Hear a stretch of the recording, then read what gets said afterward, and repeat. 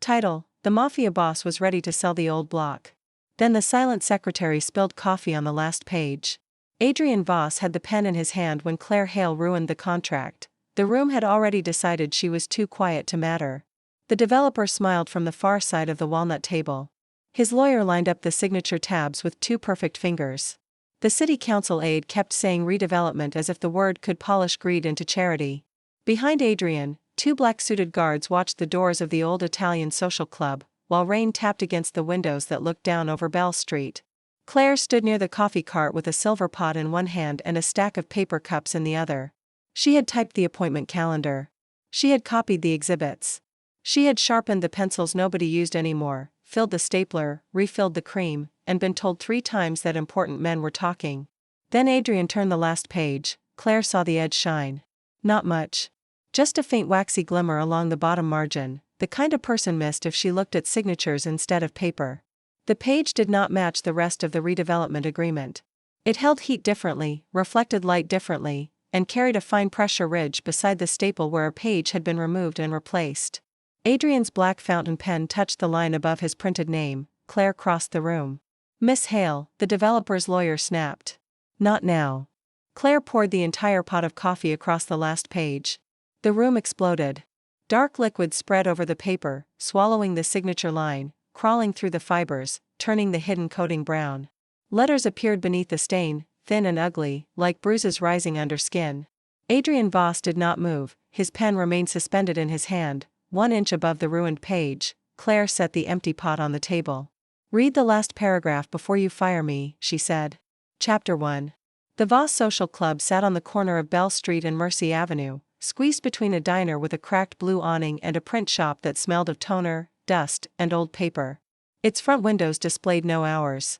Men came and went through the side door, the kind of men who wore dark suits in July and never looked surprised by anything. Everyone in the neighborhood knew who owned the building. Adrian Voss owned it the way some men own silence. He did not need to raise his voice. He did not need to place a sign above the door.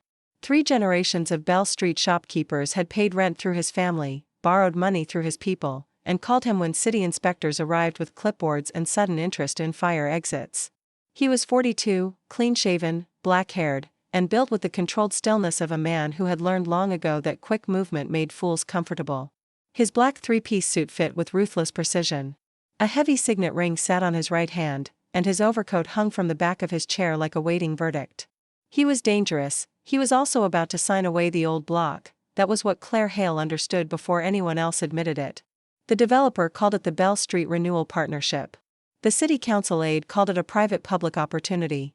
Adrian's lawyer called it a path into clean money, clean permits, and clean ownership. Claire had made copies of all 9 drafts. She had watched the language change from preserve existing tenants to prioritize existing tenants, then from prioritize to consider, then from consider to review where commercially feasible.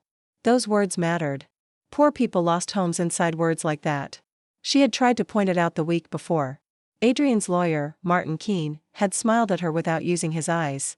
"Miss Hale, Mr. Voss pays me to read legal language. He pays you to keep the files in order." Claire had looked at the file in her hands, then at the coffee stain on Martin's silk tie from lunch, and said nothing. People mistook silence for agreement because silence made their lives easier. Claire was not agreeable. She was observant. For 7 years, she had run the front desk of the little print shop next door before Adrian moved her into the social club office. She knew which tenants came in with notices they did not understand. She knew who needed extra copies because English was not their first language, who pretended not to need help, who asked whether a late fee could become an eviction, and who cried quietly beside the self-service copier because an official letter had used too many frightening words. She knew paper. She knew cheap city stationery from legal bond. She knew when a notary stamp had pressed through 3 sheets instead of 4. She knew which copy machine left a gray crescent near the lower right corner and which staples came from the old green stapler behind the print shop counter. She knew lemon juice, wax coating, toner lift, heat marks, carbon transfer, and the faint smell of a page that had been held too long beneath a desk lamp. So when Adrian turned the last page, Claire knew the document had lied. The coffee made the lie visible. At first, nobody read it. They shouted. Martin Keene lunged for napkins. The developer, Graham Pell, stood so quickly his chair struck the paneled wall. The city aide said, "This is unacceptable," in a trembling voice that made the words sound rehearsed. One of Adrian's guards stepped forward as if Claire had thrown a blade instead of coffee. Adrian lifted one hand, the guard stopped. Coffee dripped from the edge of the table onto the polished floor. Claire watched it fall, drop by drop, and kept her palms open at her sides. She was 32, tired, 5'6" in low black heels, with brown hair pinned at the back of her neck and a cream cardigan worn thin at the elbows. She looked exactly like the kind of woman powerful men ordered out of rooms. That was useful. Claire, Adrian said. He rarely used her first name at work. His voice remained soft, which made everyone else quieter. Yes, Mr. Voss. Explain. Martin Keene recovered first. There is nothing to explain. She has destroyed an executed copy of a sensitive agreement. It was not executed, Claire said. His pen had not crossed the line. You clumsy little idiot. The insult landed in the room like a dropped glass. Adrian's gaze left the page and moved to his lawyer. Martin realized his mistake. He opened his mouth, then closed it. Claire did not look away from the ruined contract. The hidden letters had darkened. Coffee revealed what plain light had concealed. Adrian read the paragraph. His face did not change. That was how Claire knew he understood. The clause gave Pell Urban Renewal the right to terminate any long-term below-market residential or commercial lease within 90 days of transfer, provided the company filed notice of substantial structural modernization. It also waived the tenant relocation fund described on page 17, replacing payment with eligibility review under future city guidelines. In ordinary words, the diner, the laundromat, the pharmacy, the upstairs apartments, the tailor, and the print shop would all be removable within 3 months. The old block would be cleaned out before winter. This clause is not in my copy, Adrian said. Graham Pell spread his hands. He had expensive teeth, a tan that belonged to private flights, and the damp shine of a man who had been caught but hoped manners would help. Mr. Voss, obviously the page has been tampered with. By your employee. Before or after she poured coffee on it? She could have prepared something. She could have switched the page. Claire said, no. Every head turned toward her. She stepped closer to the table, though her knees wanted to lock. Fear lived in her body. It did not get to drive. The last page is different stock, she said. The agreement uses £24 legal bond with cotton content. The last page is £20 copy paper with a wax treatment along the lower margin. The staple holes do not match the stack. That page was added after the clean copy came from the print shop. Martin scoffed. And you noticed this from the coffee cart? I noticed it when I collated the earlier draft. I confirmed it when Mr. Voss turned the page. You expect anyone here to believe a secretary can identify paperweight by looking? No, Claire said. I expect Mr. Voss to touch page 8 and then touch the last page. Nobody moved, Adrian did. He set down his pen, wiped 2 fingers with a clean napkin, and touched the upper corner of page 8. Then he touched the coffee-darkened last page, away from the stain. His eyes lifted to Graham Pell. It is thinner. Paper varies, Graham said. Claire reached for the agreement, stopping before she touched it. May I? Adrian looked at her hand, then at her face. Show me. Not defend yourself, not clean this mess, show me. The permission steadied something in her chest. Claire turned the stack so the staples faced the room. See the top hole? The first 8 pages have 1 puncture. The last page has 2. It was stapled once, removed, and stapled again. The second hole is lower because whoever replaced it used a different machine. The city aide leaned forward despite himself. Also, Claire said, the hidden paragraph was treated so it would remain pale until heat and moisture activated it. Coffee did both. Martin's voice sharpened. How would you know that? Because the kids from St. Agnes used lemon juice to write secret notes on copy paper, and I spent 3 summers telling them not to use the print shop lamps to reveal them. Someone near the door made a sound that might have been a laugh before he killed it. Adrian did not laugh. He studied Claire as if the room had rearranged itself around her. You knew before you poured. I suspected. And you chose coffee? Coffee is harder to ignore than a quiet secretary. The line left her mouth before caution could catch it. The room went still again. Adrian leaned back in his chair. For years, Claire had watched men react to being corrected by women who refilled cups. Some smiled like knives. Some raised their voices. Some punished later. Adrian Voss did none of those things. He looked at the page, then at Graham Pell. Nobody leaves, he said. Chapter 2. Nobody meant nobody.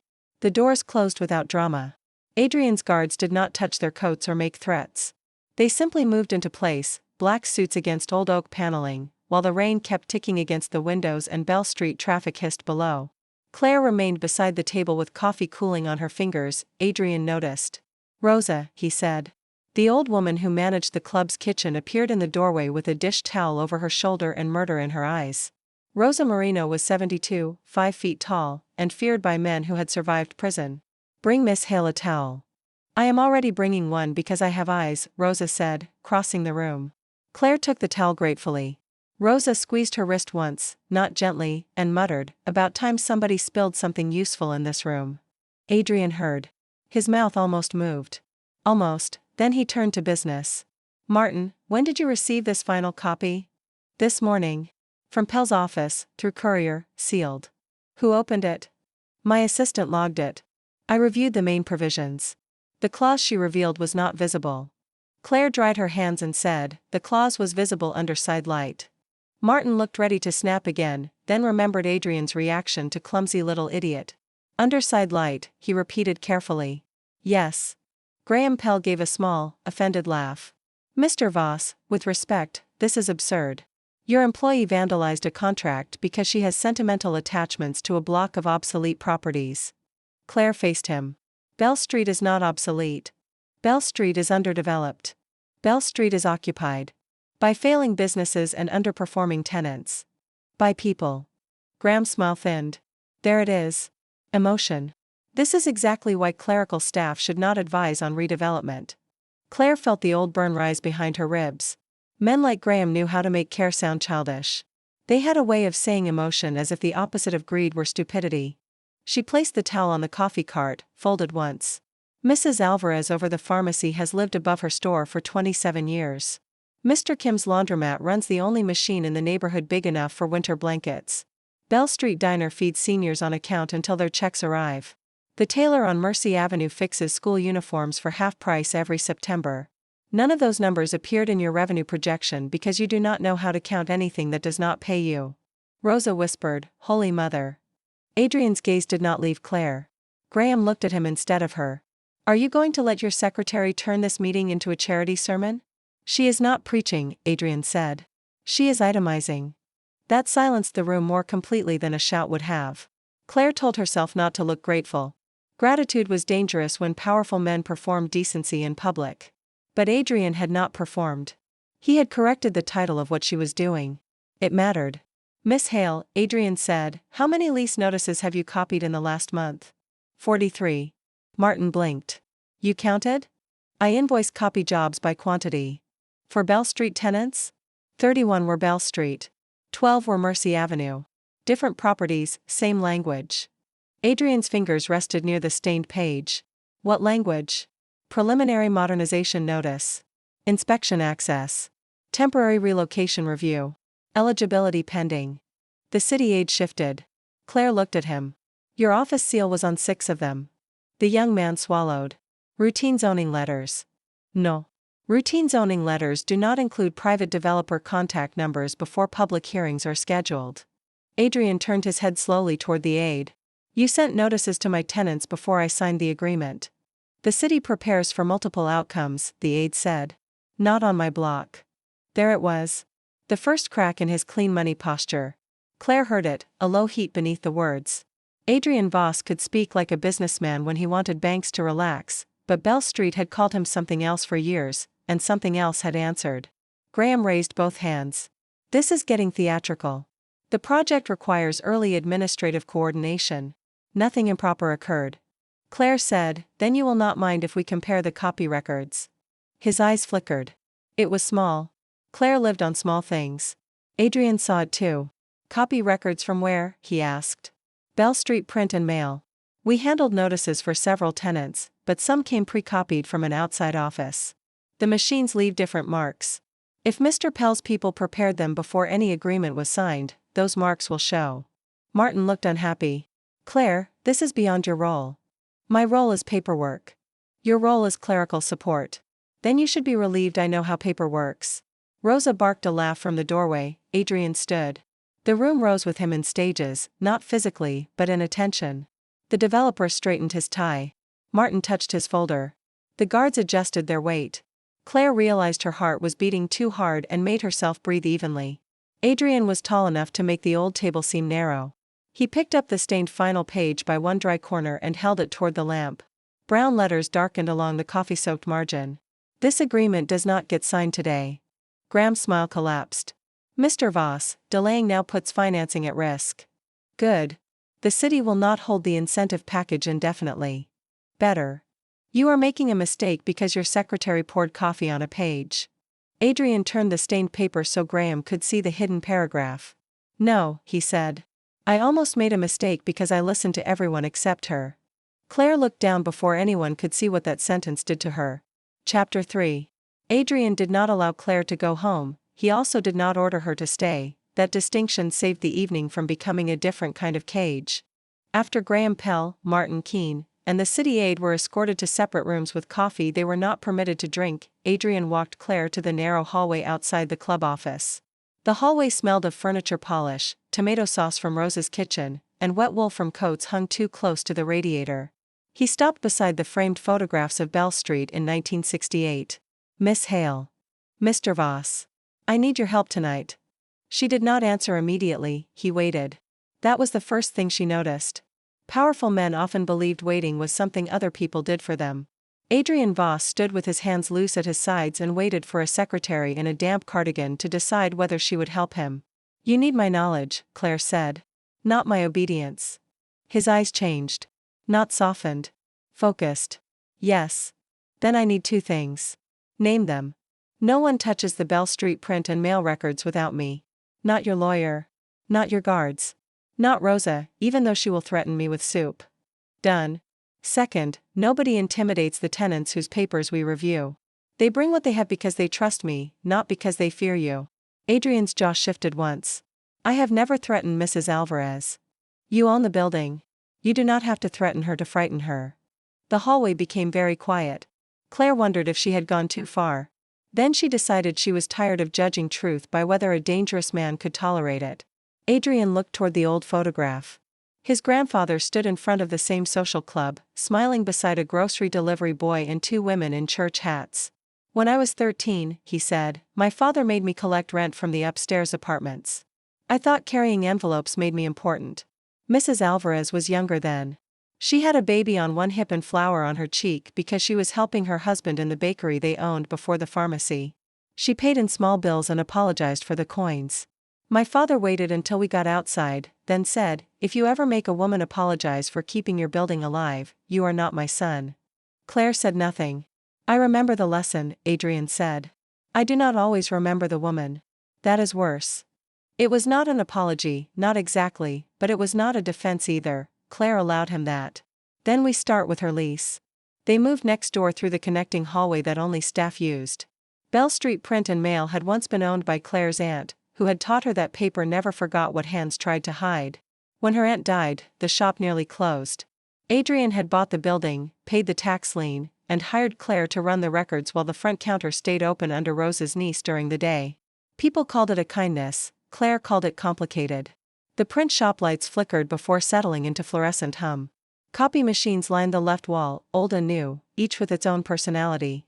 The oldest machine, a beige monster named St. Anthony because it found lost things, sat near the back beside shelves of paper stock. The front counter held tape dispensers, mailing labels, notary stamps, and a chipped mug full of pens that no longer wrote. Adrian entered like a man stepping into a foreign country. Claire noticed that he did not mock it. This is where you saw the notices, he said. This is where people bring the letters they are afraid to open. He absorbed that quietly. She unlocked the back file cabinet. It held duplicate invoices, paper order receipts, machine service logs, and a notebook she was not required to keep but did anyway. The notebook listed strange requests, rushed lease copies, and signed city forms, notices people wanted translated, staples removed and replaced, packets returned because a page felt wrong. Claire lifted the notebook. Adrian's eyes dropped to it. You kept your own ledger? No. A ledger tracks money. This tracks trouble. Trouble has always been more honest than money. She almost smiled, almost. They started with Mrs. Alvarez. Her lease copy had come through the shop 3 weeks earlier. Claire found the invoice number, then pulled the scan record from St. Anthony. The machine had saved a faint preview in its service memory because it jammed twice that day. She printed the page and set it beside the coffee-stained final page from Adrian's contract. The language matched: temporary relocation review, eligibility pending, substantial modernization. Adrian read it once. Then again. She showed me this, Claire said. She thought it meant they would fix the plumbing. It means they can remove her. Yes. He set the paper down with care that looked like restraint. They pulled Mr. Kim's laundromat notice, then the diner lease amendment, then the tailor's inspection letter. Each document carried traces of the same phrase structure. Each had been prepared before Adrian's final meeting. Each pointed toward Pell Urban Renewal as if the sale had already happened. By midnight, the table was covered in paper. Claire made coffee because the night demanded it. Adrian watched her pour. You are brave with that pot. Only around bad contracts. That time, he did smile. It was brief and private, not the kind of smile men used to charm rooms. It changed his face more than she expected. Under the danger and discipline, Adrian Voss looked tired enough to be human. Claire hated noticing. He accepted the cup she offered. My father lost a building because of coffee, he said. She looked at him over the rim of her own cup. I heard something about that. Everyone heard something. Most versions are wrong. Do you want to tell me the right one? He turned the cup once between his hands. Not yet. Then do not. His gaze lifted. Again, surprise. Not because she had been gentle, but because she had not tried to harvest his pain once he showed the edge of it. Most people push, he said. Most people are bad at reading margins. The fluorescent lights hummed above them. Rain ran down the front window. Across the street, the diner sign blinked blue, then dark, then blue again. The first hour in the print shop had been about anger, but the second became something quieter and more dangerous to Adrian than rage. He watched Claire label each paper before she made a claim, watched her separate fear from proof, and watched tenants become more than names attached to rent checks. By the time the table disappeared beneath leases and notices, he had stopped looking at her as the woman who ruined his agreement and started looking at her as the only person in the room who had understood what the agreement was doing. Adrian looked at the papers on the table. Before he asked the question, he looked once more at the map of tenants and understood that every red pin was a person he had almost failed. Show me how you knew the last page would reveal itself. Claire took a blank sheet from the tray, a lemon wedge from Rosa's kitchen leftovers, and a small brush used to clean toner dust. It is not magic. It is cheap chemistry. That is often better. She wrote a line near the bottom of the page with lemon juice, then dried it under the desk lamp. The words faded. She poured a thin line of coffee across them, and brown letters rose. Adrian watched like a man seeing a lock open. Powerful men read signatures, Claire said. Poor women learn to read what gets stapled behind them. He was quiet long enough that she wondered if the sentence had landed too hard. Then he said, Teach me to read like someone who cannot afford to be fooled. Chapter 4. Claire had expected Adrian Voss to bring more men. Instead, he brought boxes. At 7 the next morning, he arrived at Bell Street Print and Mail in the same black suit from the night before, though his tie had been loosened and his hair showed the consequence of too little sleep. 2 guards carried banker boxes from the social club archives and stacked them where Claire pointed. Rosa followed with breakfast sandwiches wrapped in foil, because apparently a mafia investigation still required eggs. Eat, Rosa told Claire. I'm certain. Then sort while chewing. Adrian took a sandwich without being told. Claire pretended not to notice how Rosa looked between them with the satisfaction of a woman who had already written 3 chapters in her head. They worked for 10 hours. Not dramatically. Not romantically. Work rarely looked like either until someone lied about it later. They opened boxes, matched paper stock, compared staples, checked postage meter codes, and built a wall map of Bell Street using tape that refused to hold on old plaster. Claire pinned every altered notice in red. By noon, the map looked wounded. The diner, the laundromat, the pharmacy, the tailor, the print shop, the upstairs apartments, the bakery storage room that now housed a tutoring nonprofit, and 3 garages behind Mercy Avenue had all received language that anticipated a sale Adrian had not signed. Pell had not merely hidden one clause, he had begun clearing the block in advance. Adrian stood in front of the map with his hands in his pockets. Men came and went behind him, delivering files, making calls, lowering their voices whenever they saw Claire at the center table with a magnifier and a pencil tucked behind her ear. She heard one of them whisper, Since when does the secretary run this? Adrian answered without turning. Since she started being right. Claire's pencil stopped. No applause followed. No swelling music. Just toner heat, paper dust, and the small shift of a dozen men learning a new rule. It still mattered. Around 2, Martin Keene arrived with the expression of a man who had spent the morning discovering that dignity could bruise. Adrian, he said, carefully using the first name now.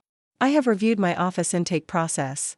The courier packet was logged by my assistant, but the final copy passed through Pell's messenger service before delivery. We may have a chain of custody issue. Claire did not look up. May have? Martin's mouth tightened. Miss Hale. You insulted me yesterday because you thought role mattered more than evidence. Today the evidence is on the wall. Use a better verb. One of the younger guards coughed into his fist. Adrian looked at Martin. Martin inhaled through his nose. We have a chain of custody issue. Better, Claire said, and returned to the copier marks. Adrian's mouth curved for half a second. The day brought tenants in waves. Mrs. Alvarez came first, carrying a plastic folder full of every lease she had signed since 1999. She was 64 now, with silver hair pinned into a bun and a pharmacy smock under her raincoat. She hesitated at the doorway when she saw Adrian. He stood immediately. Mrs. Alvarez. Mr. Voss. Her voice held respect and fear braided together. Claire stepped around the counter. You can give the folder to me if you prefer. Mrs. Alvarez did. Adrian saw it. Good, Claire thought. Let it sting. Mr. Kim came with laundromat invoices. Tessa from the diner brought coffee because nobody trusted Claire near important paper with a pot anymore, which made Claire laugh for the first time that day. The tailor, Mr. Baptiste, brought a cigar box full of old receipts and 2 wrapped biscotti because Rosa scared him. Each person greeted Adrian politely, each person gave the papers to Claire. By evening, the evidence was no longer abstract. It had faces. It had rent checks written in careful handwriting, winter repair requests, school uniform discounts, credit accounts for widowers, and notes taped to doors in languages Pell's office had not bothered to translate. Adrian grew quieter with every folder. Claire watched him learn the difference between owning a block and being trusted by one. At 6:30, Graham Pell's assistant delivered a revised offer by messenger. The envelope was thick, cream-colored, and arrogant. Martin opened it under Claire's supervision, which pleased her more than it should have. The revised offer removed the hidden clause. It also increased Adrian's payout by $8 million if he signed within 48 hours and agreed not to pursue claims related to preliminary tenant communications.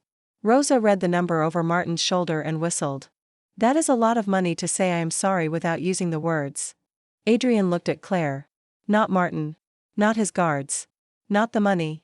Claire set down her pencil. He is buying silence before tomorrow's community meeting. Yes, Adrian said. If you take it, he still wins. Yes. If you fight him publicly, he will say you are a criminal landlord pretending to care about tenants. Also yes. Then we need the tenants to speak through documents, not through you. Adrian folded his arms. And you? Claire looked at the wall map. The red pins seemed to burn in the old plaster. I will speak through paper. He studied her. You know he will attack you. He already did. He called Bell Street obsolete. That included me. Claire. Her name sounded different at the end of a warning. She met his eyes. Do not make concern into a cage. The words came out sharper than she intended. Adrian accepted the cut. Then tell me where concern belongs. It was such an unexpected answer that Claire lost the next breath. Men had told her she was too sensitive, too stubborn, too quiet, too difficult, too emotional, too cold. Nobody had ever asked her to define the shape of care before stepping closer with it. She looked down at the coffee-stained page drying under a paperweight. Beside me, she said. Not in front of me. Adrian nodded once. Beside you, then. Chapter 5. The community meeting was scheduled for 7 o'clock in the basement of St. Agnes, because the church had folding chairs, bad coffee, and a microphone that screamed whenever anyone lied too close to it. Graham Pell arrived with posters. They showed bright storefronts, wide sidewalks, young couples pushing strollers, and trees that had never survived a full winter on Bell Street. The words community renewal appeared in cheerful blue at the top of every board. No poster showed Mrs. Alvarez's pharmacy, Mr. Kim's laundromat, or Tessa's diner. No poster showed the apartments above them. Erasure looked cleaner when printed in color. Claire arrived with 2 rolling carts of documents, 1 borrowed projector, 3 extension cords, and a fresh pot of coffee sealed in a thermos Rosa had labeled evidence, not beverage. Adrian came in 5 minutes later. The room changed when he entered. It always did. Conversations thinned, backs straightened, and Graham Pell's smile became more expensive. Adrian wore black, as usual, with his overcoat open and his signet ring visible. 2 guards remained near the rear doors. He did not sit at the front. He took the chair beside Claire's document table. The choice moved through the basement faster than speech. Pell began with warmth. Men like him always began with warmth. He praised the neighborhood's history, honored hardworking families, thanked Adrian Voss for his vision, and promised a future where Bell Street would finally receive the investment it deserved. Claire sorted papers while he talked. She did not look up when he said obsolete infrastructure. She did not look up when he said transitional hardship. She did look up when he said, no current tenant will be displaced without review. Adrian felt her move before anyone else did. Now, he said quietly. Not an order. A recognition. Claire stood. Her legs were steadier than they had been the night before. That surprised her until she realized she was not standing for Adrian, or against Pell, or even for herself. She was standing for every person who had brought her a letter they were afraid to read. Mr. Pell, she said, can you define review? He blinked toward the side table, where he had clearly expected assistance, not opposition. I'm sorry? You said no current tenant will be displaced without review. Who reviews them, by what standard, and where is the relocation fund held? A murmur moved through the chairs. Pell smiled down at her. Miss Hale, this portion of the meeting is for the formal presentation. Questions will come later. The leases end earlier. His smile hardened. I do not believe clerical staff should alarm residents with legal speculation. Adrian stood. Claire turned her head slightly, enough for him to see the boundary before he crossed it. He stopped, beside me, not in front. He sat back down. Claire loved him a little for that and hated the timing. She rolled the first cart to the projector. This is Mrs. Alvarez's lease renewal from 2014, she said. Page 12 gives her a protected renewal option as long as the pharmacy remains open and property taxes are current. This is the modernization notice she received 3 weeks ago. The notice says eligibility pending, which means her renewal can be denied after transfer. She placed both pages under the projector. The wall showed the difference in ugly black and white. This phrase appears in 31 tenant notices copied before Mr. Voss signed any agreement. Pell laughed softly. Coincidence of standard legal language. No. Claire placed the coffee-stained last page beneath the projector. The room leaned forward. The stain had dried into a brown cloud, but the hidden paragraph remained visible along the bottom. Claire had covered the actual signature line with a blank strip, not to protect Pell, but because the tenants did not need a spectacle. They needed proof. This paragraph was hidden with a heat-reactive coating on the final page of Mr. Voss's agreement. Coffee revealed it. It gives Pell Urban Renewal 90 days to terminate long-term below-market leases after transfer. The basement erupted. Mrs. Alvarez crossed herself. Mr. Kim swore in Korean. Tessa from the diner said, I knew that man's teeth were too white, which did not help but made several people laugh in panic. Pell raised his voice. That page was tampered with by this woman. She admitted she poured coffee on it. Yes, Claire said. I did. The room quieted because confession was not the direction they expected. She lifted another sheet. So I tested copies from 8 tenant notices using the same activation method. 3 revealed pre-printed guide marks beneath the public language. 2 revealed Pell office routing codes. 1 revealed a draft note that said tenant resistance low due to Voss control. Adrian went still. Not cold. Still. Claire did not look at him. If she did, she might lose the thread. She placed the last test sheet under the projector. Coffee had brought up faint gray words along the margin. Tenant resistance low due to Voss control. The basement changed again. This time, the sound was not fear. It was anger finding a room. Pell looked toward Adrian. You understand what she is doing. She is using your name to turn them against the project. Adrian rose slowly. Claire did not stop him this time. He walked to the front of the basement, not to the microphone, but to the projector table where Claire stood. He looked at the words on the wall for several seconds. Then he turned to the tenants. My name was used to make you think resistance was useless. Nobody breathed. That was my failure. Claire's throat tightened. Adrian Voss did not apologize like a man seeking comfort. He did it like a man lifting weight he should have carried earlier. I did not sign the agreement, he continued. I will not sell the block under these terms. I will not terminate your leases. I will not allow Pell Urban Renewal to file modernization notices on properties it does not own. Tomorrow morning, my attorneys will file notice preserving all existing tenants, and Miss Hale will supervise the tenant document center from the print shop. Anyone who receives another letter brings it to her first. Pell's face flushed. You cannot appoint a secretary to oversee legal intake. Adrian looked at him. Watch me. The microphone shrieked even though nobody touched it. Rosa later claimed the Holy Spirit had objected to Graham Pell. Chapter 6. Power changed texture after the meeting. It did not disappear. Adrian still had men at the doors, lawyers on the phone, and enough influence to make city departments return calls before breakfast. But the power began moving through Claire's table instead of over it. For 3 days, Bell Street Print and Mail became a document center. People lined up before the shop opened.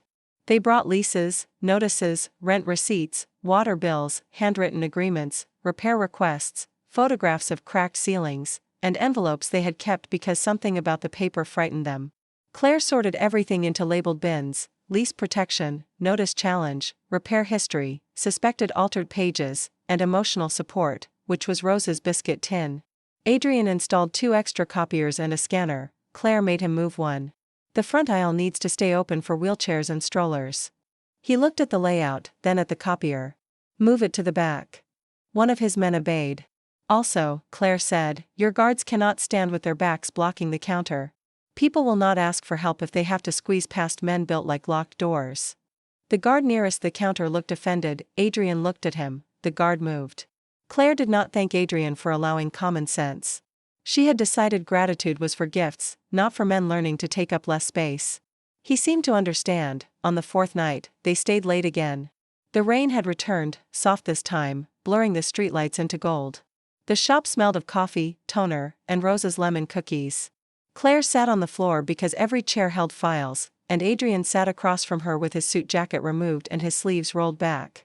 It should have made him look less dangerous. It did not. It made the danger feel closer to skin. Claire focused on the documents. This one is clean, she said, marking the file with green tape. Mr. Baptiste's original lease has the protection clause intact. Good. This one is not.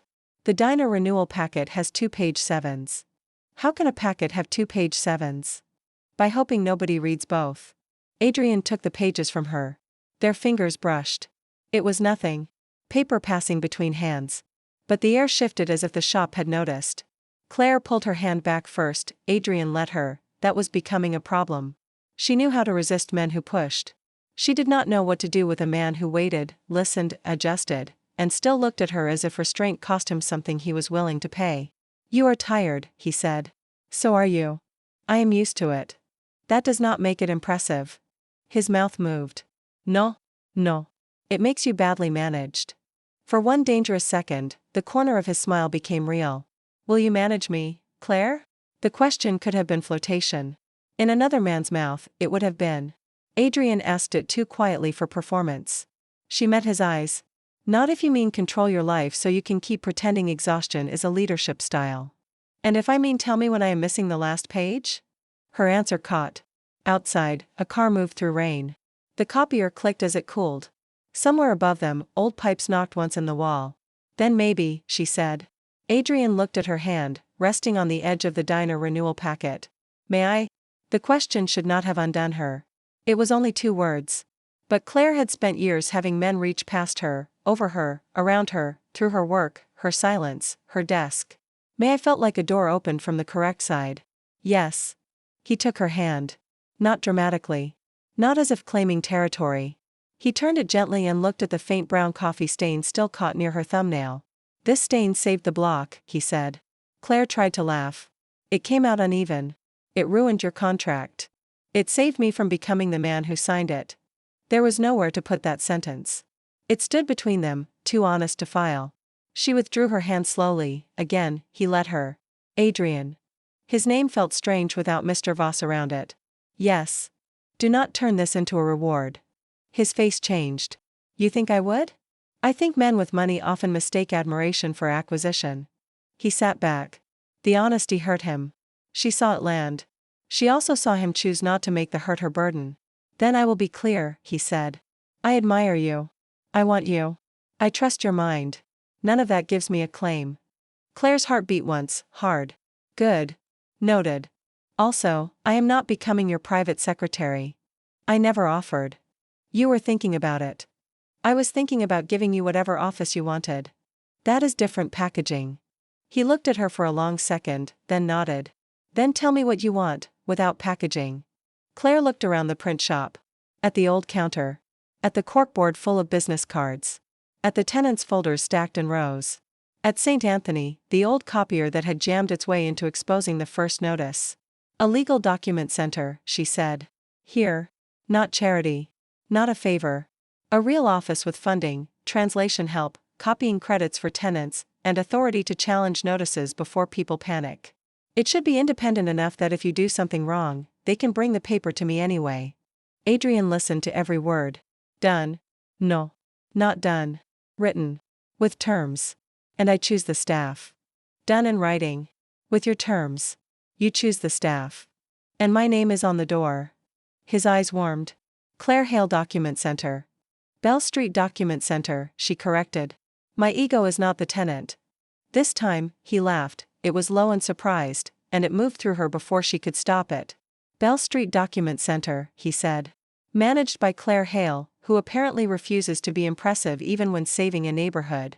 I am very impressive. I just prefer accurate signage. Adrian smiled at her across the floor full of paper. Yes, he said. You are. Chapter 7. Graham Pell did not surrender. Men like him rarely did when exposed. They changed suits, changed language, and called punishment misunderstanding. By the following Monday, Pell Urban Renewal filed a public statement accusing Adrian Voss of intimidation, contract sabotage, and using vulnerable tenants as public relations cover. The statement did not name Claire, the accompanying leak did. By noon, local blogs had her picture, her job title, and a version of the coffee incident that made her sound unstable. Quiet secretary destroys multi-million-dollar redevelopment agreement. Former print shop clerk claims hidden ink conspiracy. Mafia landlord hides behind assistant. Claire read the headlines from behind the counter of Bell Street Print and Mail and felt her stomach fold. She had expected attack. Expectation did not make public humiliation elegant. Rosa wanted to sue everyone and possibly poison them with overcooked eggplant, which Claire discouraged. Adrian arrived at 1:30 with a face that made the front bell stop sounding cheerful. No, Claire said before he spoke. He paused. You do not know what I was going to say. You are going to offer to make it stop. I can. That is exactly why you should not start there. The shop was full. Mrs. Alvarez sat at the side table with two neighbors. Mr. Kim was using the copier. Tessa stood near the door with a pie she claimed was for morale. Everyone pretended not to listen. Adrian lowered his voice. They are attacking your name. Yes. Because you helped me. Because I got in their way. There is a difference. Claire. She stepped closer, close enough that only he would hear. If you crush the story with fear, they will believe I needed your fear to stand. I did not. His eyes held hers. What do you want? That question again. Better than protection. Harder than rescue. Claire took a breath. A table. A projector. Every original document we have permission to show. A public explanation that does not depend on your reputation. Where? Here. Tonight. In the print shop window. If they want to call me a conspiracy clerk, I will teach the neighborhood how the trick worked. Behind Adrian, Tessa whispered, Lord, I love her. Adrian did not smile this time. His attention stayed on Claire. Beside you? She swallowed. Beside me. At 7 that night, Bell Street gathered on the sidewalk. Someone brought folding chairs. Someone else brought a portable speaker. Rosa taped a sign to the door that read document demonstration, coffee provided for drinking only. Claire made her take down the last part because the lettering was too small and looked unprofessional. The print shop window became a screen. Claire stood inside at the counter with a microphone that Tessa's nephew used for karaoke. Adrian stood to her right, not touching her, not speaking over her, his black suit and quiet menace making the developer's accusation of weakness look absurd by existing. Claire began with paper. Not with Pell. Not with Adrian. Not with herself. She showed the audience 2 sheets under the lamp. One ordinary, one treated. She showed how lemon and wax resisted light until heat and moisture changed the surface. She showed staple holes, copy machine crescents, mismatched toner, and the difference between a page printed with a stack and a page added after. People leaned closer. Children sat safely on the curb with their parents. Elderly tenants nodded. Shopkeepers watched with folded arms that slowly loosened. Then Claire placed the coffee-stained last page beneath the camera. The hidden paragraph filled the window. a sound moved through Bell Street, not surprise anymore, but confirmation. This is the paragraph Mr. Voss was not meant to see before he signed, Claire said. It would have allowed Pell Urban Renewal to terminate long-term below-market leases within 90 days. It would have removed the relocation fund from the enforceable section. It would have turned renovation into eviction. A reporter near the curb raised her hand. Miss Hale, are you accusing Pell Urban Renewal of fraud? Claire's mouth went dry. Adrian did not move, beside me, not in front. I am showing altered documents, Claire said. Lawyers can name the crime. Tenants can name the harm. That line traveled. She felt it leave the sidewalk and enter phones, cameras, messages, mouths. Graham Pell made his mistake at 7:30, he arrived in person. Maybe arrogance brought him. Maybe panic. Maybe he believed Adrian would not confront him publicly with cameras rolling and tenants watching. He walked through the crowd in a navy coat, flanked by 2 assistants and a lawyer who looked young enough to still believe law school had prepared him for Rosa Marino. This presentation is defamatory, Pell announced. The microphone caught it. Claire turned toward him. Good evening, Mr. Pell. Would you like to explain the last page? I would like you to stop misleading these people. Which part is misleading? The hidden clause, the altered notices, or the phrase tenant resistance low due to Voss control? The crowd stirred. Pell pointed at Adrian. You are being used. She is turning a clerical error into theater because she knows you are too sentimental about this neighborhood to see reason. Adrian's face turned unreadable. Claire stepped forward before he could answer. No, she said. The single word cut cleanly. Mr. Voss was ready to sign your agreement. I stopped him because the paper was false, not because he was sentimental. If you want to insult me, do it accurately. Pell's eyes flashed. You are a secretary. Claire smiled then. It surprised everyone, including her. Yes. That is why I read the last page. The sidewalk erupted. Adrian looked at her as if the whole street had become quiet around that smile. Pell tried to speak again, but the reporter had already turned her camera toward the stained page, and Mrs. Alvarez had begun explaining her lease renewal to anyone within reach. Tessa passed out pie. Mr. Kim held up his altered notice. The tailor unfolded a copy so old the crease lines looked permanent. The story stopped being Claire against Pell, it became Bell Street reading its own paper aloud. That was the moment Pell lost. Chapter 8. The legal work took longer than the public victory, it always did. Over the next month, Pell Urban Renewal withdrew from the agreement, then blamed market conditions. The city opened an inquiry without using the word corruption. Martin Keene resigned from Adrian's legal team and sent Claire a written apology that used the phrase inexcusable condescension, which Rosa had framed in the kitchen because she liked documents that knew how to crawl.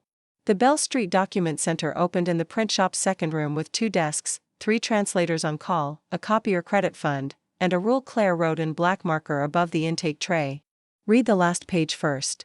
Adrian paid for everything through a trust whose terms Claire reviewed before accepting a dime. You do not trust me, he said when she returned the draft with 17 notes. I trust you to be dangerous, she answered. I trust paper more. He had taken the marked-up draft, read every note, and changed every term she flagged. Romance, Claire discovered, did not arrive like surrender, it arrived as revised clauses. It arrived as Adrian standing in the doorway with coffee for everyone except her, because she had banned herself from drinking near original documents. It arrived as him remembering which tenants preferred Spanish translations and which needed large print. It arrived as him asking whether she wanted him at meetings or outside them, and accepting both answers. It arrived as wanting to call him after midnight because a phrase in a notice bothered her, and realizing she trusted him to answer without taking over. One Friday evening, 6 weeks after the spill, Claire found him alone in the print shop, staring at the framed coffee-stained last page. The frame hung beside the old service counter. The stain had dried into a permanent brown bloom across the bottom of the contract, ugly and beautiful and impossible to ignore. Beneath it, a small brass plaque read, "The page that saved Bell Street." Claire had objected to the drama, Rosa had overruled her. Adrian stood with his hands in his coat pockets. He had removed his gloves, and the signet ring caught the overhead light. You are brooding at office decor, Claire said. I am studying history. That sounds more respectable. He turned. The shop had closed 30 minutes earlier. Outside, Bell Street moved through early evening. The diner sign glowed. The laundromat windows steamed. Mrs. Alvarez locked the pharmacy door and waved through the glass. Adrian watched Claire watch the block. I used to think protecting a neighborhood meant keeping enemies out, he said. It helps. Yes. But I did not notice when paperwork became the enemy. Claire leaned against the counter. Most people do not. Paper is boring until it takes you home. You noticed.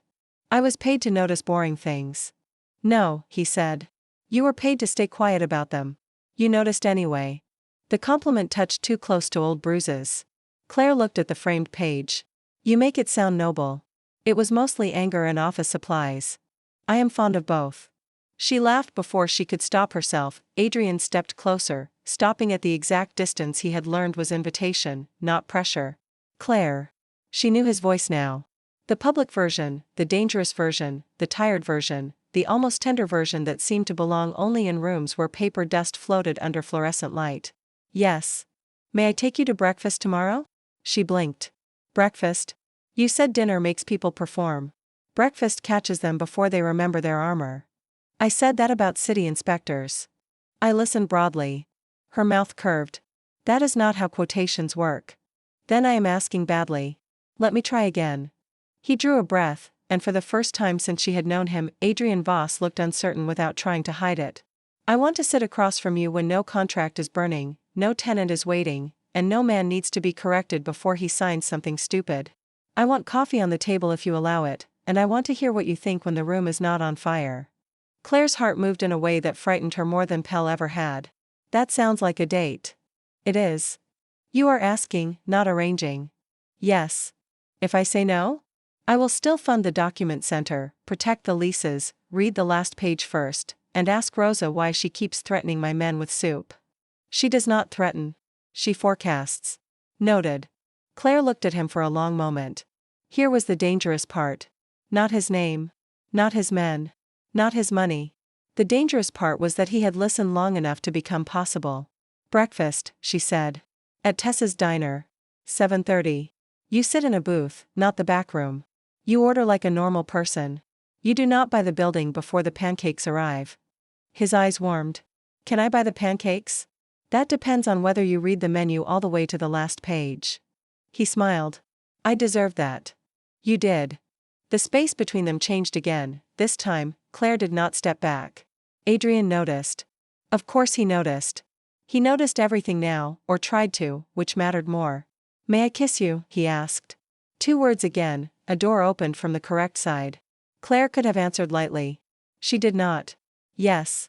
He kissed her in the print shop beneath the framed coffee-stained page, with the old copier humming behind them and Bell Street alive beyond the window. His hand touched her cheek carefully, not as if she might break, but as if permission were something precious enough to hold properly. Claire kissed him back. Care did not make him less powerful, it made his power safer to stand near. When they parted, Adrian rested his forehead near hers but did not trap her there. For the record, he said, I was not going to buy the diner before breakfast. After breakfast? Only if the lease needs protection. Adrian. I will bring documents. She laughed against his mouth, it felt like a signature she had chosen. Chapter 9. Breakfast became a habit. Not every morning. Claire refused to become a ritual men could schedule around their own importance. But twice a week, Adrian sat in the second booth at Tessa's diner and read whatever menu special she handed him, including the seasonal insert on the back, because Claire had made last pages sacred and Tessa had taken advantage. The first time he ordered oatmeal, Rosa heard about it and called him a disgrace to Italy. The second time, he ordered pancakes and survived community approval. People watched them at first. Of course they did. Bell Street had nearly been sold, saved by coffee, and then found its most dangerous landlord sitting across from the secretary who had ruined his contract. Gossip was not a side effect. It was civic weather. Claire let them watch. She had spent years being unseen. Being seen on her own terms felt strange, but not unwelcome. Adrian never touched her in public without asking in private first. He did not announce ownership, did not move her chair, did not order for her, and did not glare at every man who spoke to her, though she could tell he occasionally wanted to. Instead, he learned the harder romance, staying present without making himself the event. That, Claire thought, deserved some credit. Not too much. But some. The document center grew. A retired legal aid attorney volunteered on Tuesdays. A college student translated notices into Polish and Spanish. Mr. Kim donated a folding table that wobbled unless someone wedged a sugar packet under one leg. Mrs. Alvarez brought flowers every Monday until Claire told her they were blocking the scanner. She switched to mints. The framed coffee-stained page stayed on the wall. People touched the frame sometimes before handing Claire their papers, as if the stain had become a small civic saint. Claire pretended not to notice because noticing would make everyone emotional, including her. Adrian noticed anyway. It gives them courage, he said one night. It gives them a process, Claire corrected. Same thing, in your religion. Paperwork is not a religion.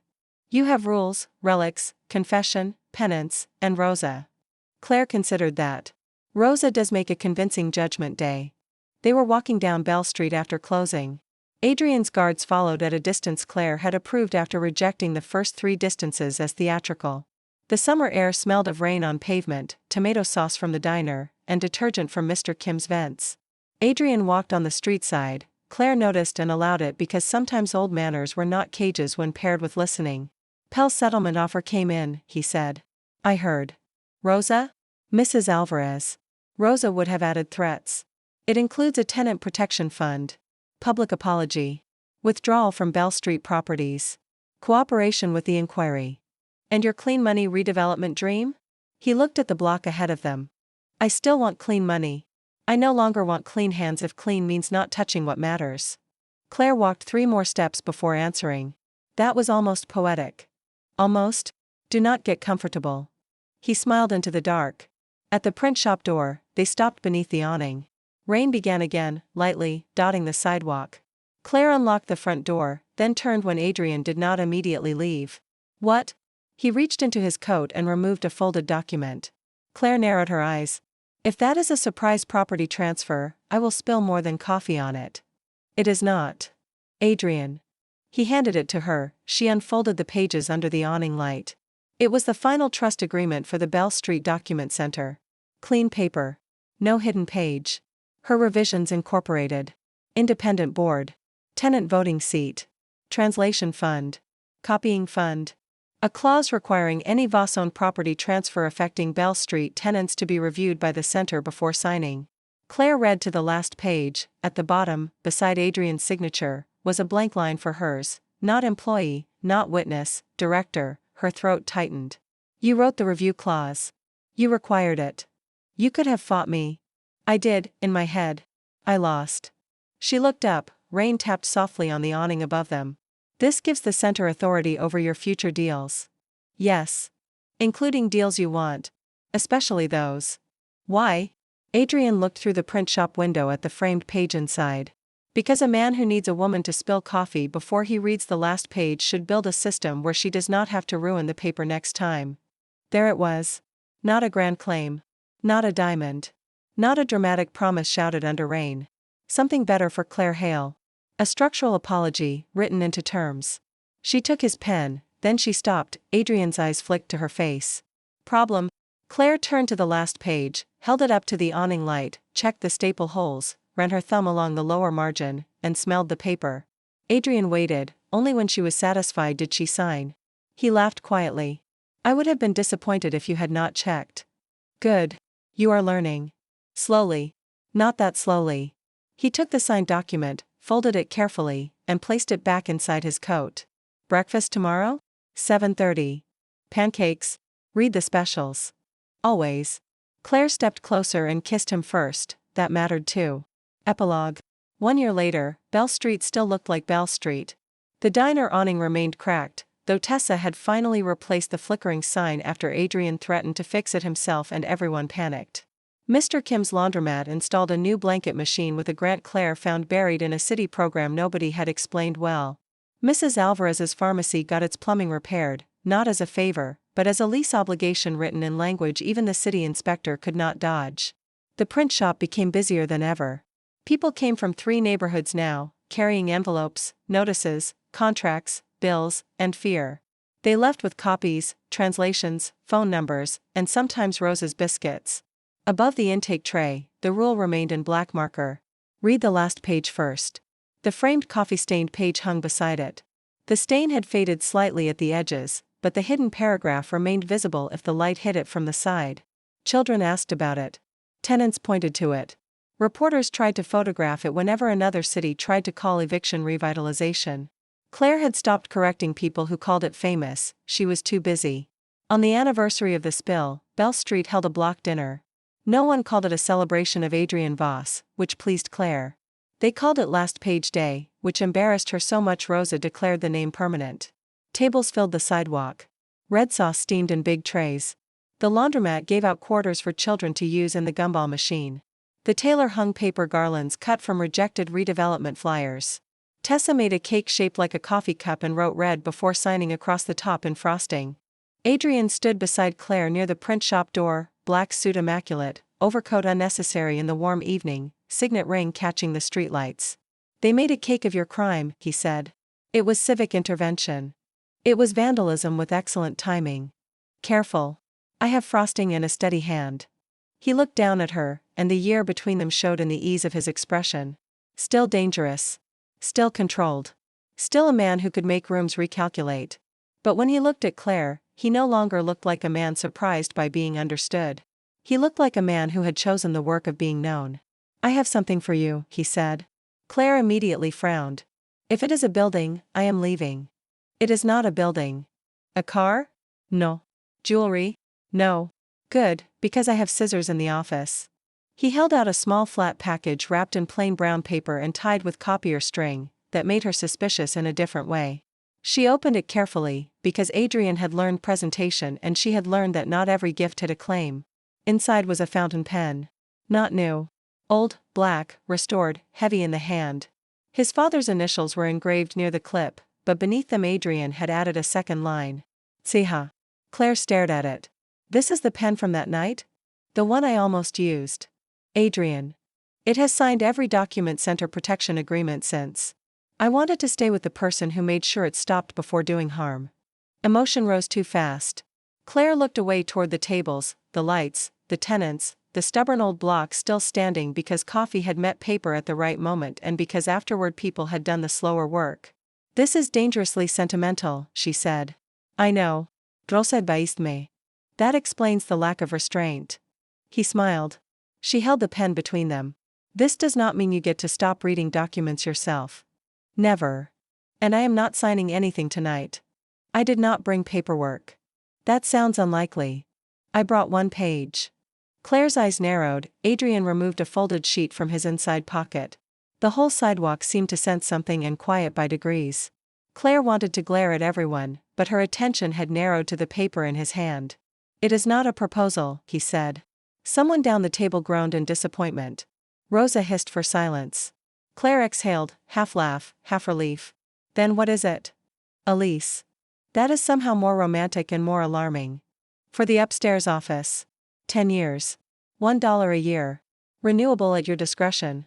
The document center gets permanent use.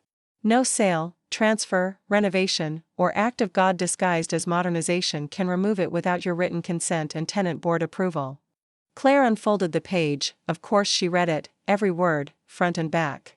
Then she turned it sideways, held it to the light, checked the staple even though there was only one page, and smelled the lower margin. Adrian waited with the patience of a man who had learned that love sometimes looked like letting a woman verify the paper. Finally, Claire looked up. It is clean. Yes. It is generous. It is overdue. It is not a marriage proposal. No. Good. A beat passed.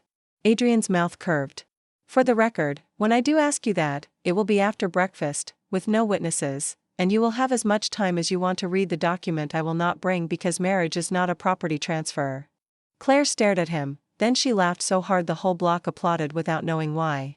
Adrian took the applause with grave dignity, which only made it worse. She signed the lease with the restored pen. Afterward, when the cake was cut and Rosa was busy telling a reporter that she had always known coffee could defeat evil, Claire and Adrian slipped into the print shop for one quiet minute. The framed stained page watched from the wall.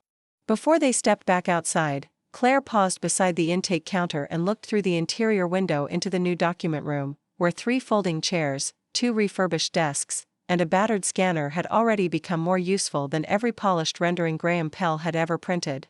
A stack of translated lease guides waited in neat rows beside the copier, and Adrian had learned not to call them pamphlets because Claire had explained that a pamphlet could be ignored while a guide was meant to be used.